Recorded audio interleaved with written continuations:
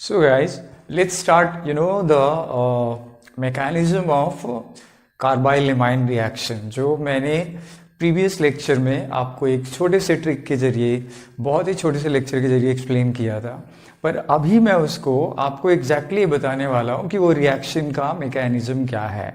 बहुत इंपॉर्टेंट होगा ये, और इसमें बहुत ही इंपॉर्टेंट एक बहुत ही इंपॉर्टेंट केमिकल का इन्वॉल्वमेंट है जहाँ से रिएक्शन स्टार्ट होता है।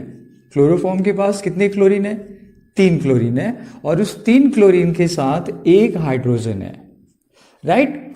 अब इसको आपने किसके साथ रिएक्ट करना है? आपने डाला फर्स्ट मोल ऑफ KOH, आपने डाला फर्स्ट मोल ऑफ KOH।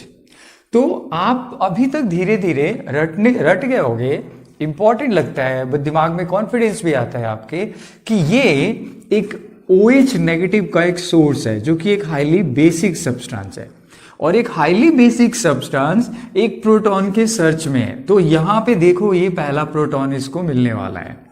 तो अब जब ये प्रोटॉन इसको चाहिए तो ये बॉन्ड का क्लीवेज होगा। तो जब ये बॉन्ड क्लीवेज होगा तो इलेक्ट्रॉन जाएगा कार्बन की ओर, राइट। आप अगर ये पूछना चाहते हो कि इलेक्ट्रॉन कार्बन की ओर क्यों जाएगा, तो क्योंकि कार्बन 3 इलेक्ट्रोनेगेटिव एटम से घिरा हुआ है, तो उसको ऑलरेडी इलेक्ट्रॉन की रिक्वायरमेंट है, तो ऑफकोर्स वही इलेक्ट्रॉन को खींचेगा।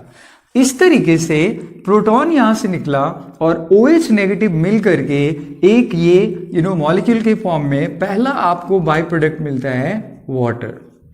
अब हम क्या कर रहे हैं, सिर्फ इस बचे हुए पार्ट को यहां पे लिख देते हैं। तो क्या बचा हुआ पार्ट है? अब बच गया बिना प्रोटॉन यानी बिना हाइड्रोजन के, अभी इसके पास सिर्फ 3 क्लोरीन है, और 3 क्लोरीन के साथ इस बेचारे के पास एक नेगेटिव चार्ज है और साथ में एक लोन पेयर है। आप ये पिक्चर में एक इंपॉर्टेंट चीज आने वाला है, पोटेशियम आयन यहां पे अभी भी बचा हुआ है। ये पोटेशियम आयन एक हाईली इलेक्ट्रोनेगेटिव एटम के सर्च में है, क्योंकि ये भी यहां पे अकेला है। तो ये इनमें से किसी एक क्लोरीन वाले बॉन्ड का क्लीवेज करेगा, और बॉन्ड का क्लीवेज होगा तो जैसा आप जानते हो कार्बन और क्लोरीन में बॉस यहां इलेक्ट्रॉन का कौन है? क्लोरीन है। तो क्लोरीन नेगेटिवली चार्ज के साथ बाहर निकला, और जिसकी वजह से कार्बन न्यूट्रल होके बाहर आएगा, पर K और Cl मिल करके एक बाय प्रोडक्ट बनाएगा। तो दूसरी चीज जो इसमें सामने आया दैट वाज KCl। अब KCl के निकलने के बाद आप क्या बचता है, यहां पे ध्यान देना, यही आपका वो इंपॉर्टेंट कंपाउंड है जिसके बारे में मैं आपको बोलना चाह रहा था शुरू में। So this is the compound दो कि ये डाइक्लोरो कार्बीन है। बहुत इंपॉर्टेंट है ये टॉपिक, बहुत इंपॉर्टेंट है ये टर्म अपने आप में, आप इसको इग्नोर मत करना, क्योंकि कॉम्पिटिटिव एग्जाम्स में ऐसे छुपे हुए टर्म्स जो होते हैं वो आपके सारे प्रिपरेशन को डिसाइड करते हैं कि आप कितना वेल प्रिपेयर्ड हो। चलो आगे अब देखते हैं। तो अब होता क्या है कि ये जो डाइक्लोरोकार्बीन है प्राइमरी अमाइन के रिएक्शन को टेस्ट करने के लिए स्टार्टिंग करता है, यानी ये हमारा इनिशिएटिंग मॉलिक्यूल क्रिएट हुआ।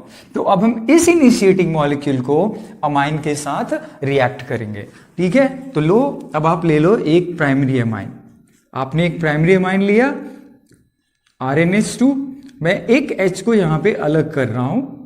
अब आप यहां पे ध्यान दो, आपके साथ यहां पर आपके पास यहां पर अमाइन के साथ है वो डाइक्लोरो कार्बीन। तो अब डाइक्लोरोकार्बीन के बारे में बात करते हैं कि यहां पे क्या है। ये 2 क्लोरीन है और 2 क्लोरीन के साथ एक कार्बन है। अब आप यहां पे ध्यान दो, ये जो डाइक्लोरोकार्बीन है आप चेक करो, भले ही इस पे लोन पेयर है, इसके बावजूद इस कार्बन का ऑक्टेट इनकम्प्लीट है। यानी बहुत कॉमन सा टर्म जो मैं रोज यूज करता हूं आजकल, ये एक मजबूरी में फंसा हुआ एक इंडिविजुअल है, एक स्पीसीज है जिसके पास इलेक्ट्रॉन की कमी है, इनकम्प्लीट ऑक्टेट है। अब आपको अच्छी तरह याद है कि नाइट्रोजन तो इस काम में बहुत बड़ा हीरो है, तो वो ये हीरो इसको रेस्क्यू करने के लिए आया और यहां पे अपने इलेक्ट्रॉन को डोनेट करेगा। तो जब ये डोनेट करेगा तो नाइट्रोजन के साथ ये कार्बन आकर जुड़ेगा, और तब आपको मिलेगा एक इंटरमीडिएट। मैं उस इंटरमीडिएट को यहां पे दिखा रहा हूं R, ठीक है। N के साथ एक H है और दूसरा H है, मैं उसको ऊपर कर देता हूं। और अब N के साथ क्या आया? कार्बन। कार्बन के साथ है 2 क्लोरीन कार्बन के साथ है 2 क्लोरीन। अब यहां पर एक प्रॉब्लम है, कार्बन हो गया नेगेटिव और नाइट्रोजन हो गया क्या, पॉजिटिव। अब थोड़ा थोड़ा आपको पिक्चर आने लगा होगा कि हमारे आइसोसाइनाइड में भी नाइट्रोजन पे क्या था, पॉजिटिव चार्ज था, कार्बन पे नेगेटिव चार्ज था। यहां पे एक इंपॉर्टेंट चीज आ गया। अब यहां से आपको क्या करना है, इस रिएक्शन में देखो आप सेकेंड मॉलिक्यूल ऑफ KOH को यूज करो, सेकेंड मॉलिक्यूल ऑफ KOH को यूज करो। तो जब आप सेकेंड मॉलिक्यूल ऑफ KOH को यूज करोगे, आप फिर से ध्यान दो, यहां पे एक हाईली बेसिक सब्सटेंस है, ये यहां से प्रोटॉन को तोड़ेगा, क्योंकि इसको तो चाहिए ही चाहिए हाइड्रोजन। यानी यहां से एक बॉन्ड टूटेगा, ध्यान देना आप, यहां से एक बॉन्ड टूटेगा और बॉन्ड टूटने की वजह से ये चला जाएगा हाइड्रोजन नाइट्रोजन की तरफ, और OH H के साथ मिल करके एक और वाटर मॉलिक्यूल बाहर रिलीज करेगा, एक और लिविंग ग्रुप बाहर आया। अब एक और इंपॉर्टेंट चीज, क्लोरीन की भी आदत क्या है, वो इंडिपेंडेंट रहना चाहता है, और ये क्लोरीन इनमें से कोई एक जो है वो पोटेशियम के साथ जाना प्रेफर करेगा। तो मैं यहाँ पे एक और सब्सटेंस रिलीज कर देता हूँ KCl, पर ऐसा करने के लिए मैं यहाँ पे एक और बॉन्ड का क्लीवेज करूंगा। अब आप यहाँ पे ध्यान देना कि क्या होता है। अब होता क्या है, इस पे ध्यान दें। ये जो बॉन्ड टूटा, बॉन्ड टूटने के बाद जो इलेक्ट्रॉन यहाँ पे गया, आप ये मत सोचना कि न्यूट्रल होगा। एक्चुअली न्यूट्रल होने से प्रॉब्लम किसी की नहीं सॉल्व होने वाली। इसलिए क्या होता है कि यहां से जो इलेक्ट्रॉन निकलता है वो एग्जैक्टली इस डायरेक्शन में नहीं जाकर ये सिंगल बॉन्ड की ओर जाकर मूव करके एक डबल बॉन्ड में कन्वर्ट हो जाता है। अब यहां पे देखना, हमारे पास एक डबल बॉन्ड क्रिएट हो गया। तो अब इस डबल बॉन्ड को आप यहां पे देखो, ये हमारे पास है R के साथ है N और C के बीच में अब है डबल बॉन्ड। N पे एक पॉजिटिव चार्ज है, C पे एक नेगेटिव चार्ज है, और N के साथ है आपके पास अभी एक हाइड्रोजन सॉरी, क्योंकि एक हाइड्रोजन ऑलरेडी वाटर बन के बाहर आ चुका है। पर अब कार्बन के साथ एक और चीज है, वो है क्लोरीन, राइट। अब यहां पे देखो क्या होना है, इस K को क्लोरीन चाहिए, क्लोरीन मिल गया।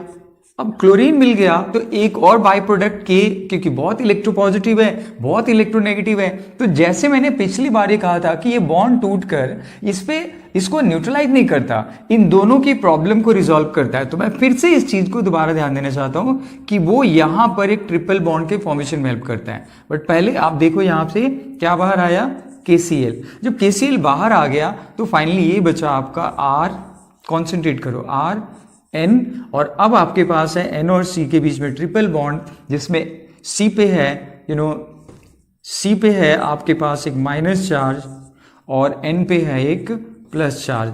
अब आपके दिमाग में आ गया होगा कि ये है हमारा आइसोसाइनाइड। ध्यान से देखो, दिस इज योर आइसोसाइनाइड, और इसी कंपाउंड के बनने की वजह से फॉल स्मेल क्रिएट होता है, जिसकी बदबू आती है, ये वाला कंपाउंड। रिमेंबर इस रिएक्शन में कैसे आइसोसाइनाइड बना, ये इस पूरे रिएक्शन के जरिए आपको क्लियर हो जाता है। तो this is your desired product. अब इसमें क्या क्या आप ध्यान रखोगे, सबसे पहली बात कि इस रिएक्शन में कार्बिन, डाइक्लोरोकार्बिन जैसा एक बहुत इंपॉर्टेंट कंपाउंड बना था, जो इस रिएक्शन को स्टार्ट करता है। यहां से आप ध्यान से देखना, ठीक है। और फिर आपको क्या करना है कि जैसे ही कार्बिन आपका प्रिपेयर हो जाए, कार्बिन को प्राइमरी अमाइन के साथ रिएक्ट करना है, और प्राइमरी अमाइन के साथ रिएक्ट करोगे एक इंटरमीडिएट बनेगा। इस इंटरमीडिएट में क्या होना है ये ध्यान से देखना। जब आप KOH को यूज करते हो तो OH की एक प्रॉब्लम है, उसे H+ चाहिए, तो एक H पहले निकला, फिर K जो बचा था उसने Cl को लिया, तो एक साथ 2 बाई प्रोडक्ट बाहर आया, जो बच गया हमने एज इट इज लिख दिया। फिर एक और KOH का यूज किया, उसने भी सेम वही काम किया, एक H2 और एक KCl को बाहर ले आया, और फाइनल जो बन गया वो है आपका क्या, आइसोसाइनाइड। इस तरीके से इस रिएक्शन का मैकेनिज्म कंप्लीट होता है। नाउ एक बहुत इंपॉर्टेंट चीज जो मैं आपको फर्स्ट टाइम बोलने जा रहा हूं डायरेक्ट वे में, उस पर आप कॉन्सेंट्रेट कर सकते हो। तो see, I've been doing all this for last 5 months actually, it's almost like closing of the 5th month here, but I feel like I need a bit favor from you, so this is a direct request to all of you. If you like whatever I'm doing, I have a request for you that goes something, please share with your friends, your relatives, or anyone who need it. Second thing, you can subscribe. Why? Because if you do not subscribe, this is not going to work for me, at least, because I'm trying to do something and I need a bit of cooperation. Third, you can leave a comment.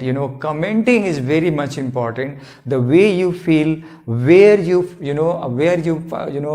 are expecting me to change, or what you like the most, what you hated the most, that is something you need to express. And this is what I wanted to say for the first time in a very frank way. With this, I must complete this lecture right here. I hope I've helped you. This is what your carbyl amine reaction mechanism is. So with this, I would say thanks for watching. Take care.